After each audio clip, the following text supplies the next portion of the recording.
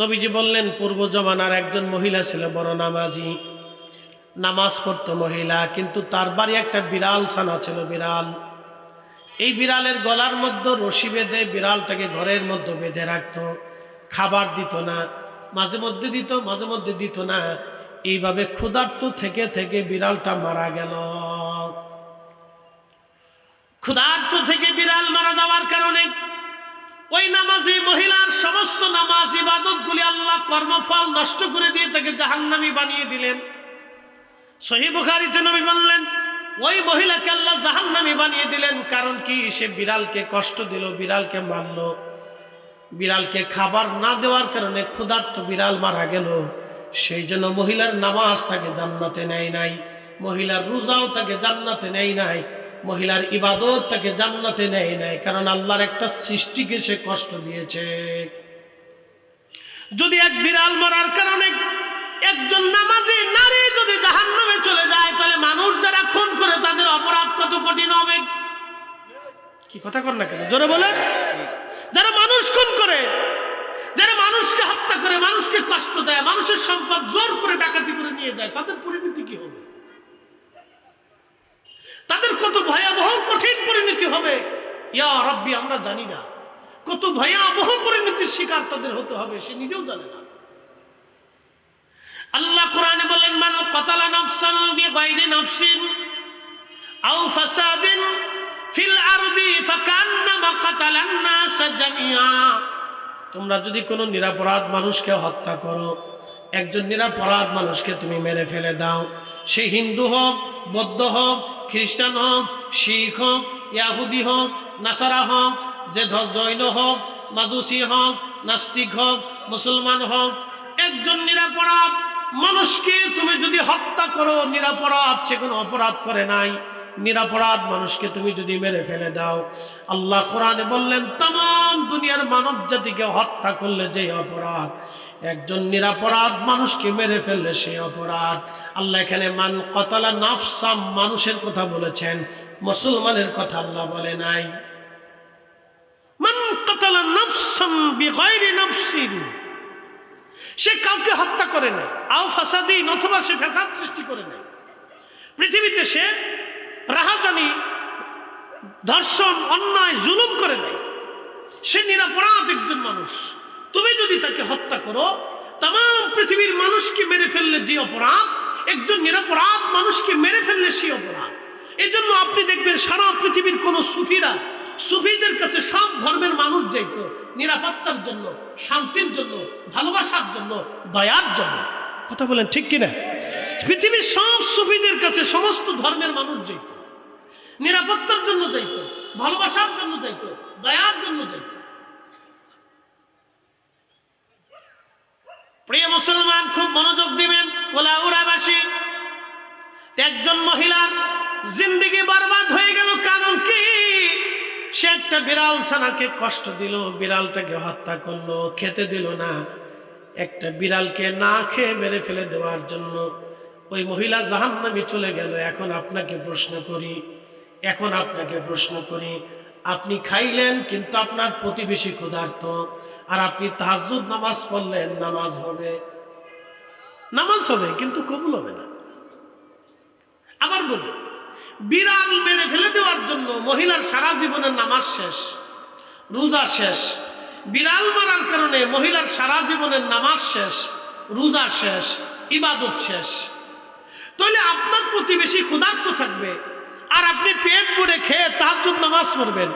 আবার আপনি আপনার প্রতিবেশী ক্ষুধার্ত থাকবে, রমজান ইফতার পাবে না। আপনি 2 লক্ষ টাকা খরচা করে উমরা করতে যাবেন, আল্লাহ রসুলের রওজা শরীফের পাশে যা সালাম দিবেন, আসসালাতু ওয়াসসালামু আলাইকা ইয়া রাসূলুল্লাহ, নবী তখন কি জবাব দিবে? আল্লাহ রসুল বললে, হে আমার উম্মত, তোমার প্রতিবেশী, তোমার আত্মীয় ক্ষুধার্ত রেখে তুমি আমাকে সালাম দিতে আসছো, অথচ আমি নবী নিজে না খেয়ে আমার গরিব উম্মতকে আমি খাওয়াইছি, আর তুমি আমার গরিব উম্মতকে খাবার না দিয়ে তুমি চলে আসছো আমাকে সালাম দেওয়ার জন্য। তুমি আমাকে সালাম না দিয়ে তুমি যদি গরিব উম্মতকে খাবার দিতা, আমি রসুল এই সালামের চাইতে তোমার এই গরিব উম্মতকে খাবার দিলে বেশি খুশি হইতাম। কি কথা ঠিক আছে না ভাই? আছে তো। আবার মাহে রমজান শেষ হইলে আপনি যাকাত দিবে একটা সিরা লুঙ্গি, 150 টাকার লুঙ্গি, 200 টাকার পাঞ্জাবি, 300 টাকার 3 পিস। যে লুঙ্গি পরলে একবারে মাসখানিক পরার পরে নিচ দিয়ে উপর দিয়ে ফাইরে ছিঁড়ে একবারে শেষ হয়ে যায়, ওটা আর মাসখানিক পরে পরা যায় না। তো এই ঈদ জাকাত তো এগুলি না। জাকাত হচ্ছে আমার যে সুন্দর পাগড়িটা যেমন পছন্দ, আমার ভাইয়ের জন্য ওইরকম একটা পাগড়ি কিনে দিতে হবে। আমার যে জুব্বার কাপড়টা পছন্দ, দিলে আমার এক ভাইকে ওইরকম একটা কাপড় কিনে দিতে হবে। কথা ঠিক আছে না ভাই? এই জন্য তাকে মূল্যবান বা অথবা আপনি ভালো একটা জিনিস দেওয়ার চেষ্টা করবেন যাতে সে সন্তুষ্ট হয়, খুশি হয়। এটা হলো জাকাত। তো প্রিয় উপস্থিতি, আপনি একটু দেখেন, দয়ার বিনিময়ে দয়া, এহসানের বিনিময়ে এহসান, এই কথাটা আপনাদেরকে আমাদের সবাইকে শিখতে হবে। প্রিয় ভাই আমার, খুব মনোযোগ দিবেন। তো ওই মহিলা জাহান্নামে চলে গেল, কারণ কি? শুধু বিড়ালকে কষ্ট দেওয়ার জন্য, ক্ষুধার্ত রেখে হত্যা করার জন্য ওই মহিলা জাহান্নামে চলে গেলেন। আল্লাহ নবী এরপরে হাদিসে বলতেছেন, আর এক মহিলা পতিতা। ওই নারী পতিতা বৃত্তি করত, টাকার বিনিময়ে ওই নারী দেহ ব্যবসা করত। আপনি বুঝতেই পারতেছেন, টাকার বিনিময়ে যে মহিলা দেহ ব্যবসা করে, তার মতো নিকৃষ্ট মানুষ আর দুনিয়াতে নাই।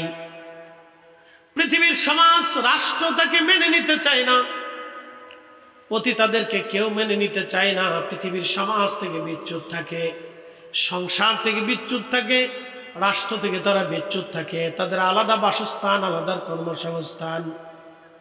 এই পতিতা নারী টাকার জন্য, কাস্টমারের জন্য দাঁড়িয়ে আছে, দেখতেছে একটা কুকুর হাঁপায়া হাঁপায়া জিহ্বা বের করে করে রওনা হয়ে গেছে। পতিতা নারীর মনে বড় মায়া লাগলো, আহা, একটা কুকুর পানির অভাবে আজ কষ্ট করবে, আর আমি দাঁড়িয়ে দেখবো, তা হয় না। তার পায়ের মধ্যে চামড়ার মোজা ছিল, এই মোজা খুলে এই পতিতা নারী মোজার মধ্যে রশি বেঁধে, এই রশিখানা কুয়ার মধ্য দিয়া, কুয়ার ভিতর থেকে পানি উঠাইয়া ওই তৃষ্ণার্ত কুকুরটাকে পানি পান করাইয়া তৃষ্ণা নিবারণ করলো। দেখেন, শুধুমাত্র পানি পান করানোর কারণে। আল্লাহর হাবিব বলেন, আমার উম্মত শোনো, একটা কুকুরকে, তৃষ্ণার্ত প্রাণী একটা কুকুর, যার ভিতরেও নাপাক বাইরেও নাপাক, একটা কুকুরকে পানি পান করানোর জন্য যদি একটা পতিতা নারীর জীবনের সমস্ত গুনাহকে আল্লাহ মাফ করে দিয়ে, আমার রব আমার আল্লাহ তারে জান্নাতি বানিয়ে দিলেন। সুবহানাল্লাহ বলা যাবে না? আল্লাহু আকবার। তার মানে দয়ার বিনিময়ে দয়া, দয়ার বিনিময়ে, একসাথে বলেন, দয়ার বিনিময়ে দয়া, এহসানের বিনিময়ে এহসান। পতিতা নারী কুকুরকে পানি পান করে বেহেশতে চলে গেল। তো পতিতা নারী যদি কুকুরকে পানি পান করে বেহেশতে যাইতে পারে, তাহলে আমরা রোজাদারকে পেট ভরে খাওয়াইয়া, গরিব রোজাদার উম্মতের বাড়ি খাবার পাঠাইয়া আমরা কি জান্নাতের আশা করতে পারি না? কি কথা বলেন, পারি না আমরা? হ্যাঁ, আমরা পারি। এই কাজে তো আমাদের করার দরকার, যেটা আসল করার দরকার, এটাই আমাদের করার দরকার।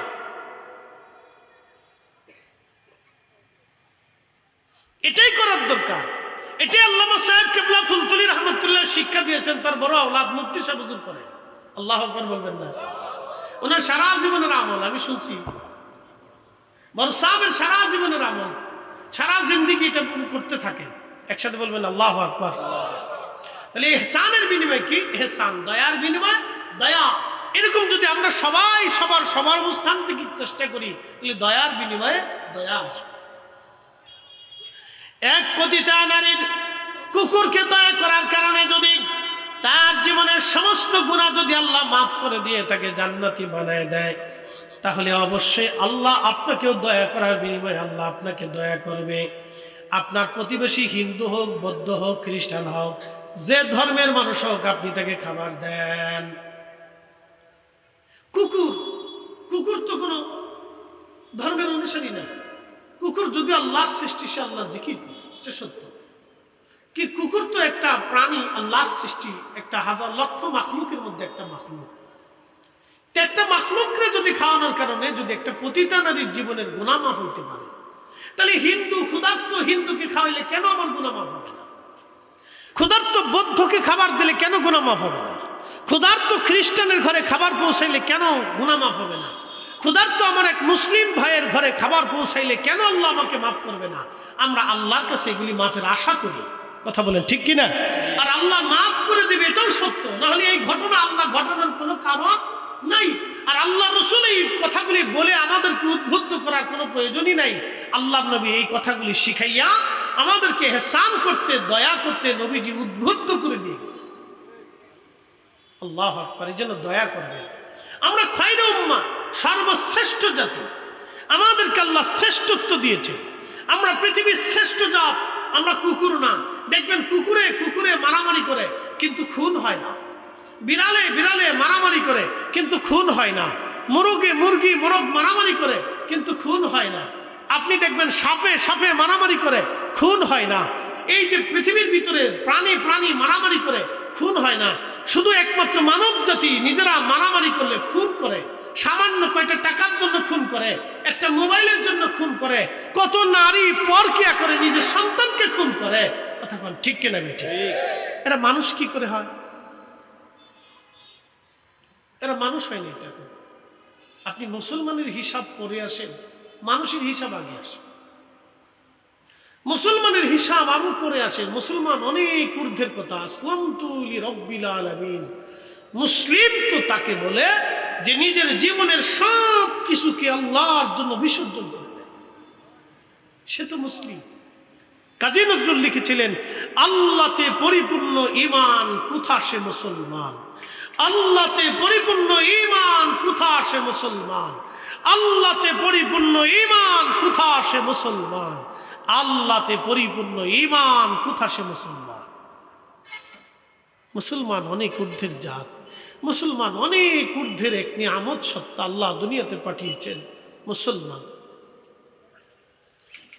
প্রিয় উপস্থিতি আমার, এই জন্য দয়ার বিনিময়ে দয়া, দয়ার বিনিময়ে দয়া। আপনি যত দয়া করবেন তত দয়া পাবেন, যত দয়া করবেন তত দয়া পাবেন। কিয়ামতের ময়দানেও আল্লাহ বান্দাকে দয়া করবে।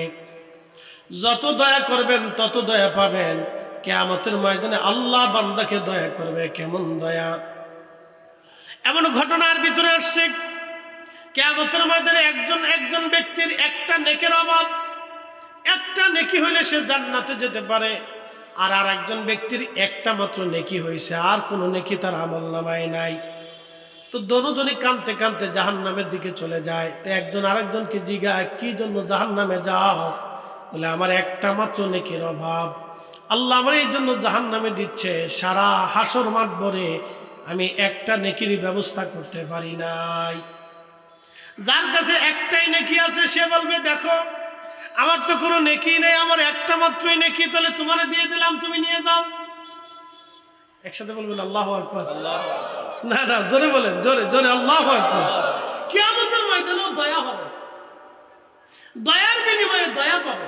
দেখেন যে আমার একটা মাত্র নেকি আছে, আমার তো আর কোনো নেকি নেই, তা তোমার একটা যেহেতু নেকি তো তুমি নিয়ে যাও। আমার তো আর এক নেকি দিয়ে বেহেশতে যাওয়ার সুযোগ নাই, তুমি যেহেতু যাইতে পারবা তাহলে তুমি যাও। তো ওই লোকের খুব দয়া হবে। তো একটা নেকি নিয়ে দৌড়াই যাবে, ইয়া রাব্বি, আমার একটা নেকির জোগাড় হয়ে গেছে। বলে, কে দিল? বলে, অমুক নাম আল্লাহর বান্দা, সে তার একটা মাত্রই নেকি আছে, এছাড়া আর কোনো নেকি নেই। আল্লাহ সে আমাকে একটা নেকি দিয়ে দয়া করছে, আল্লাহ তুমি আমার মাফ করে দাও। তা আল্লাহ ডাক দেবে, এ বান্দা তোমাকে কে দয়া করছে? বলে, আল্লাহ তো সবই জানে। বলে, অমুক বান্দা, ডেকে নিয়ে আসে, তাকে ডেকে নিয়ে আসবে। আল্লাহ বলবে, এ বান্দা তোমার একটা নেকি কি তুমি তাকে দিয়ে দিছো? বলে, হ্যাঁ রব, আমি তাকে দয়া করছি, দিয়ে দিছি। আল্লাহ আমার তো এক নেকি দিয়ে জান্নাতে যাওয়ার কোনো রাস্তা নাই, তো একটা নেকি পাইলে যদি ও জান্নাতে যেতে পারে তো যাক। আল্লাহ বলবে, ও বান্দা তোমার চাইতে 99 গুণ দয়া আমার বেশি। একসাথে বলেন আল্লাহু আকবার। এ বান্দা তোমার থেকে 99 গুণ দয়া আমি রবের বেশি। তুমি আজকে হাসরের মাঠে দয়া করছো, যা তোর তো কোনো নেকি নাই, আমি আল্লাহ তোকে দয়া করলাম, আমার এই বান্দাকেও দয়া করলাম, তোমাকেও দয়া করলাম, তোমাকেও বেহেশত দিয়ে দিলাম, দয়ার বিনিময়ে তোমাকেও দয়া করলাম। একসাথে বলবেন আল্লাহু আকবার। দয়া, যেটা বলেন কি? দয়া। এই জন্য মানুষকে দয়া করতে হয়, আল্লাহর মাখলুককে দয়া করতে হয়, গরিবকে দয়া করতে হয়, অভাবীকে দয়া করতে হয়, ক্ষুধার্তকে দয়া করতে হয়। কখনো যেন আপনার দরজা থেকে কোনো ক্ষুধার্ত ফিরে না যায়, কখন আপনার দরজা থেকে ক্ষুধার্তকে তাড়াবেন না। আল্লাহ বলেন ও আম্মাস সাইলা ফালা তানহার, হাবিব উম্মতকে শিখান ভিক্ষুককে যেন ধমক না দেয়, উম্মতকে শিখান অভাবীকে যেন ধমক না দেয়, উম্মতকে শিখান দুস্থকে যেন ধমক না দেয়, উম্মতকে শিখান বস্ত্রহীনকে যেন ধমক না দেয়, হাবিব উম্মতকে শিখান ক্ষুধার্তকে যেন ধমক না দেয়। দয়ার বিনিময়ে দয়া, এই কথাগুলি আমাদেরকে বুঝতে হবে। প্রিয় কুলাউড়াবাসী, খুব মনোযোগ দিবেন। আপনি একটু চিন্তা করেন তো, আল্লামা হাফিজ মহসিন খান রহমাতুল্লাহ আলাইহি তিনি বহু মানুষকে এইভাবে শিখাইলেন দোয়া, কোরআন খতম, জিকির ফিকির। আজকে আমরা আল্লাহ আমাদের অন্তরে কি দিয়ে দিল? দোয়া দিয়ে দিল। লক্ষ লক্ষ মানুষের ভিতরে সাহেব কেবলা দোয়া শিক্ষা দিলেন। আজকে কি হলো?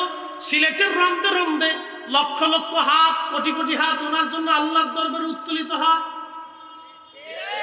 না? আসতে বলেন না, জোরে বলেন।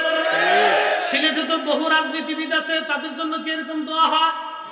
আরো তো অনেক লক্ষ লক্ষ আলেম আছে, তাদের জন্য এরকম দোয়া হয়। কিন্তু ওনার জন্য 360 জনের জন্য হয়। কথা ঠিক আছে না ভাই? আচ্ছা, 360 জনের এই বংশধর কি আমাদের ভিতরে আছে? তাদের লিখিত কোনো কিতাব আছে? কিচ্ছু নেই। কিন্তু 360 জনের কথা আমাদের হৃদয়ে আল্লাহ বদ্ধ করে দিচ্ছে। একসাথে বলবেন আল্লাহু আকবার। এদেশের কোটি কোটি আলেমরাও যদি তাদের বিরুদ্ধে ফতোয়া দেয়, তো মানুষ আলেম ছাড়িয়ে দেবে, কিন্তু তাদেরকে ছাড়বে না। ঠিক? জোরে বলেন, হাত উঁচু করে বলেন, ঠিক কিনা? মানুষ তাদেরকে বয়কট করবে, কিন্তু ওলিদেরকে বয়কট করবে না। কথা বলেন, ঠিক কিনা?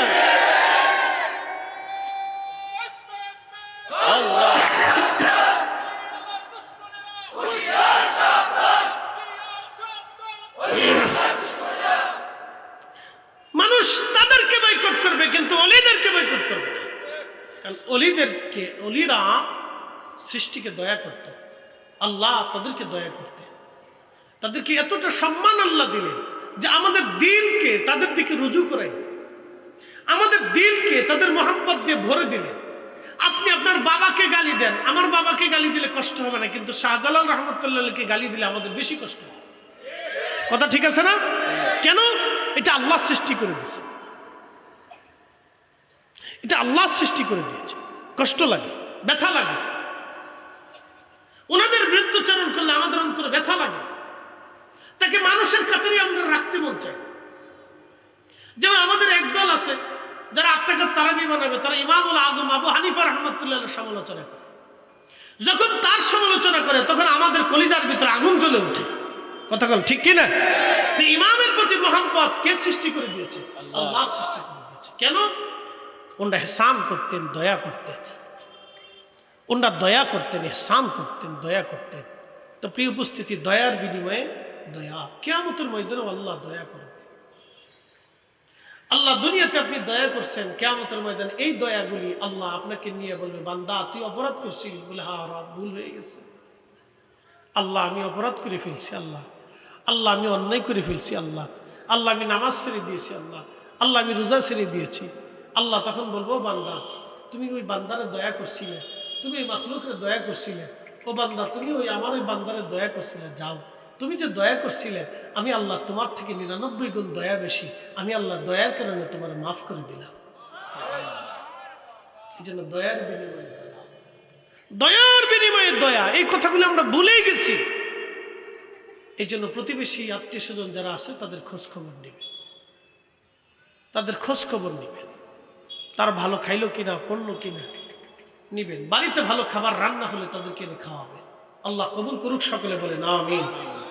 প্রিয় উপস্থিতি, চেয়ারম্যান সাহেব খুব মায়ার মানুষ, ওনার সম্মানে আমার আজ প্রোগ্রাম হচ্ছে এই শেরপুর, 9টায় ওখানে টাইম।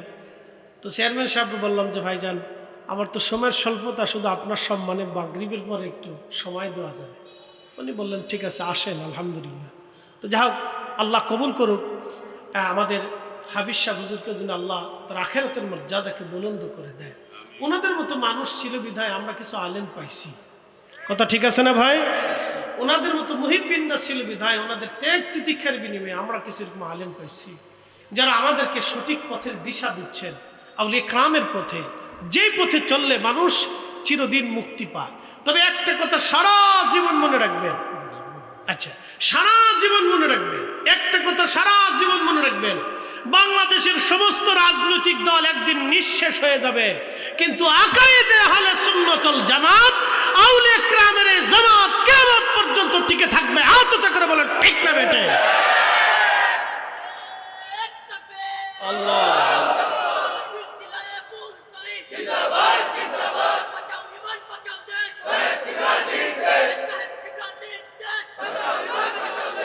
আবার বলি, বাংলাদেশ থেকে একদিন সমস্ত রাজনৈতিক দল নিশ্চিহ্ন হয়ে যাবে, কিন্তু আউলিয়া কেরামের সিলসিলা কিয়ামত পর্যন্ত থাকবে।